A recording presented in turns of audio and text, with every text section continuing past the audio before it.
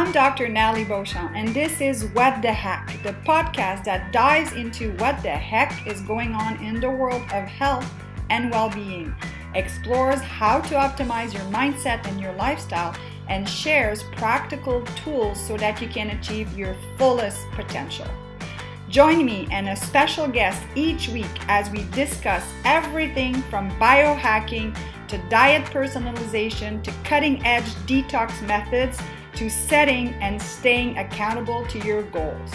Ready to find out what the heck you can do to stay healthy, sharp, and at the top of your game? Let's get started. Hello, everyone. Here's Dr. Nathalie Beauchamp, ready for the What the Heck podcast.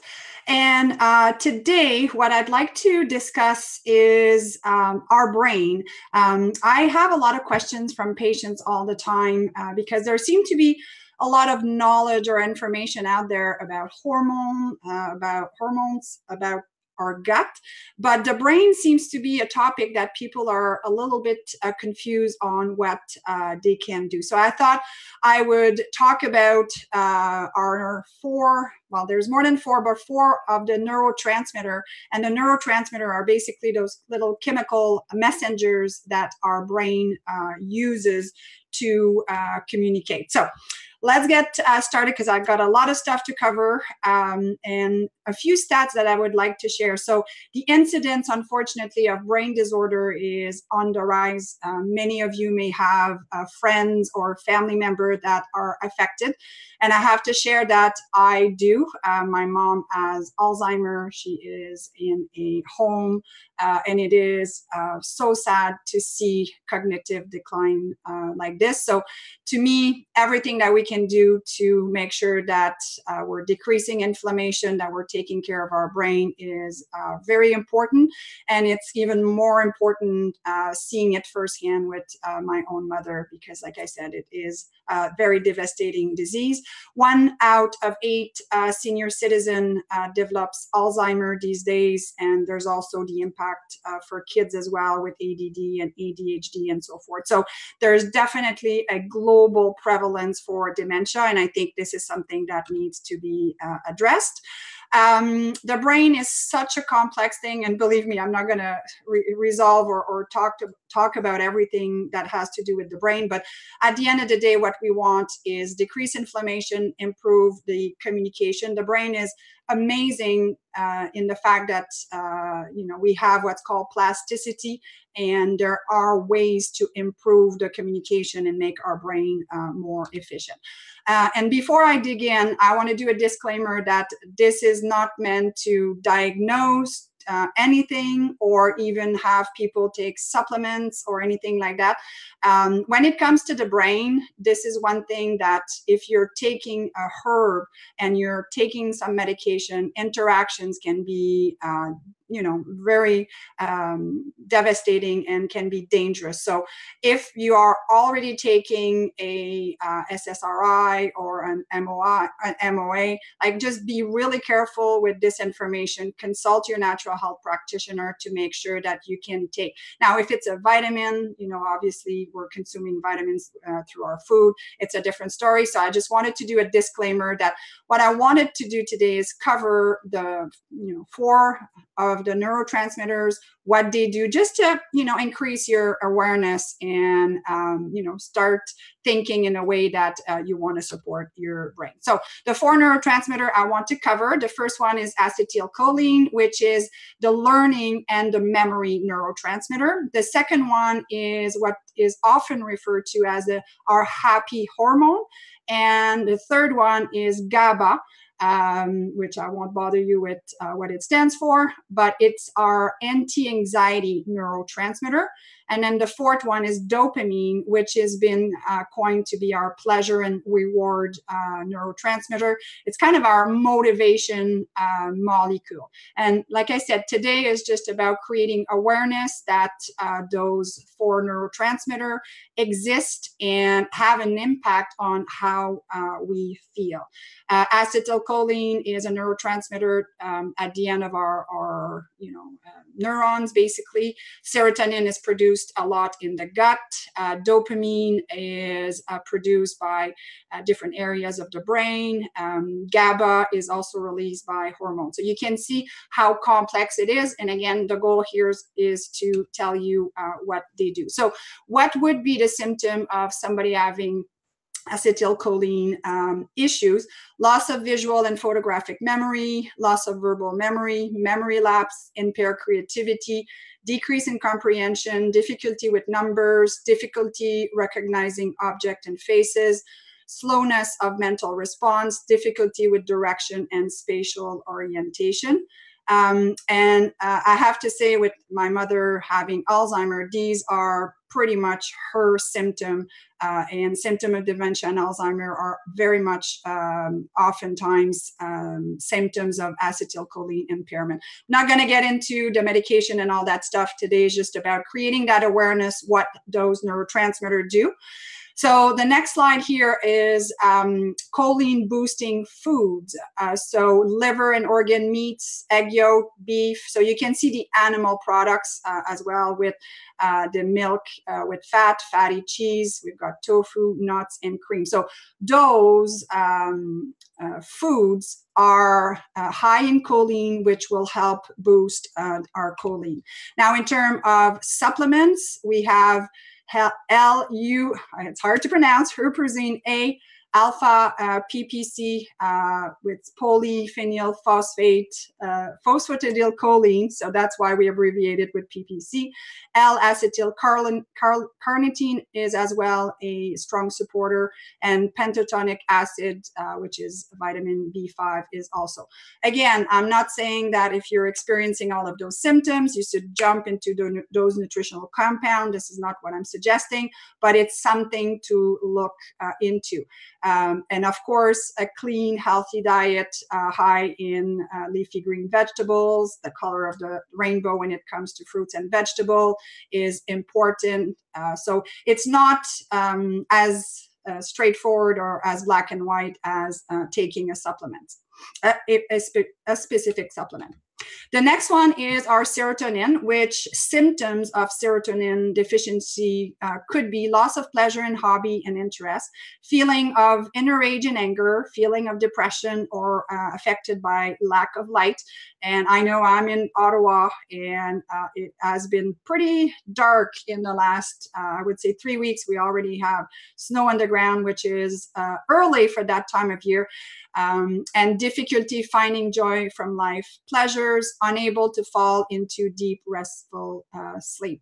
And by the way, if any of you that are watching the podcast want to chime in and let us, or feel comfortable of sharing some symptoms, or, if you are feeling that you're affected, by the different seasons and so forth. So estrogen is a big component too when it comes to the sensitivity of serotonin. So that's why it's important to have a good estrogen progesterone balance as well.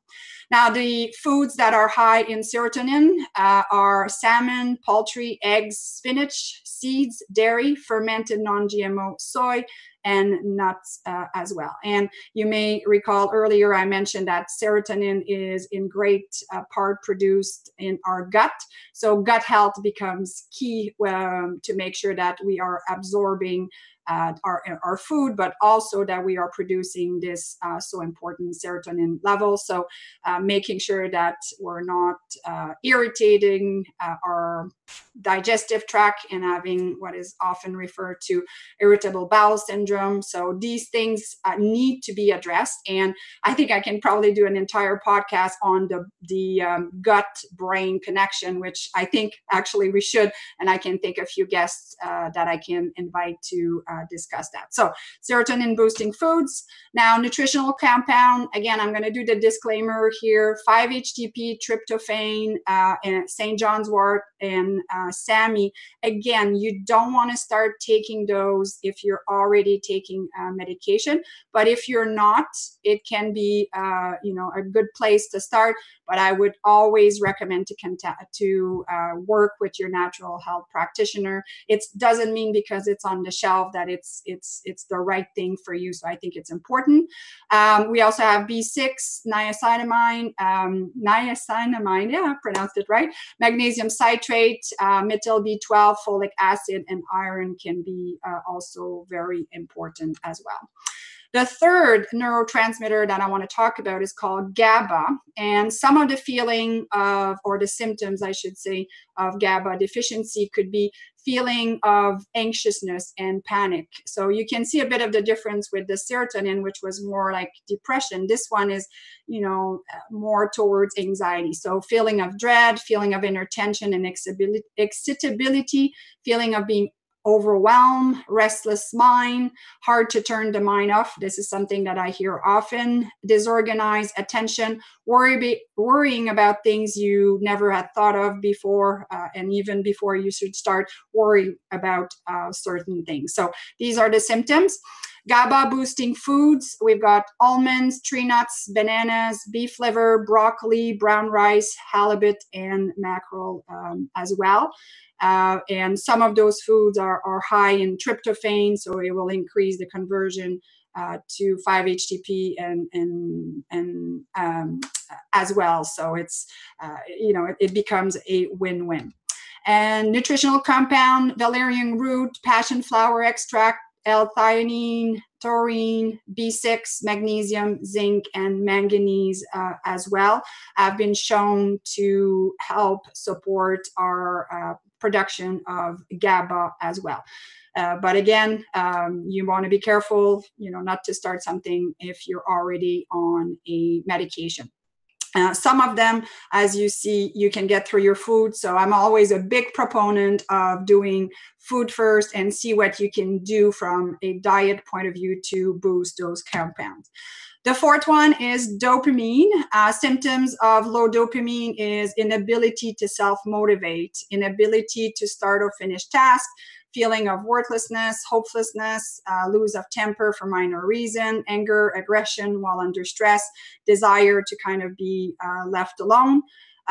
So these are the symptoms of dopamine being decreased. Dopamine boosting foods, beets and green leafy vegetables, apples, bananas, watermelon, coffee and green tea, sesame and pumpkin seed, almonds, oatmeal, avocado, turmeric, chocolate, sea vegetable, and all animal products.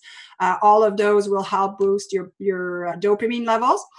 Nutritional compound, curcumin, L-theanine, selenium, ginkgo biloba, alpha-lipoic acid, and acetylcysteine, phenylalanine, and acetyltyrosine, and vitamin B6 and the active form, which is the P5P. Now, I realize, again, this is a lot of information, and I'm not saying, okay, I'm not motivated these days. I'm going to take those 9 supplements and hope that I get more motivated. It's not that easy, but the whole goal of sharing this information today was to make you aware, because I think that's what's happening, is that a lot of people are, I think, scared to talk about more mental issues. It's not something we're going to necessarily share to say, geez, I'm depressed, I'm anxious. It's kind of something that we hide because we don't want to share that with other people. So there are some information out there, but it can get confusing. And like I said, one has to be really cautious. And that's, again, the disclaimer that I will finish with, is that we have to be very careful not to have different supplements and medication, because they can truly interact. So hopefully this was helpful to you to increase your awareness that first of all, the brain is a really complex thing. And if we want to, have optimal brain function, if we want to make sure that we decrease our chances of have cognitive impairments as we age, these are all things that we didn't take in consideration. But that being said, you saw with the nutritional compounds suggestion that it goes back to we are what we eat. And I know it sounds cliche to say, but it is so true. And you can see that we also need a variety of foods. And unfortunately, as creature of habits, I mean, habits are good. This is why I wrote the book, Hack Your Health Habits. But we sometimes get in the habit of eating the same foods. The consequence to that is we might develop a sensitivity, but the consequence to that as well is we're not getting all the nutrients from the different types of food. So hopefully this was helpful and it created some awareness. There's great information online that you can read. And if you're not taking any medication, you know, this is a good place to start, but I strongly suggest working with your natural health practitioner. And if you're already taking some medications, and you know, you definitely want to have a discussion to make sure that you are taking the right things. So this was Dr. Nathalie Beauchamp. Oh, and before I forget, if you would like to text the word hack at the phone number 716-203-1356. What you will get is the first section of my book, Hack Your Health Habits. The first section in the table of contents, so you'll see all the information that is in there. And I do have a whole section on the brain as well, and how you know, it's important to decrease that inflammation. And the book talks about decreasing the inflammation as well.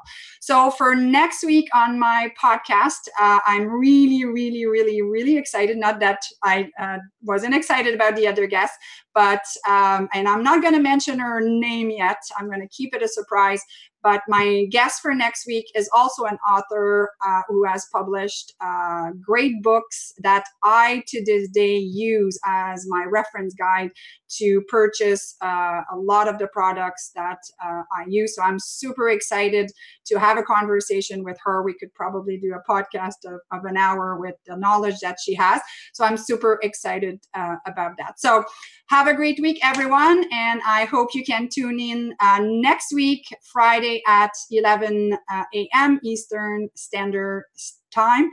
This was Dr. Nathalie Beauchamp, and go out there and hack your health habits. We'll talk to you next week.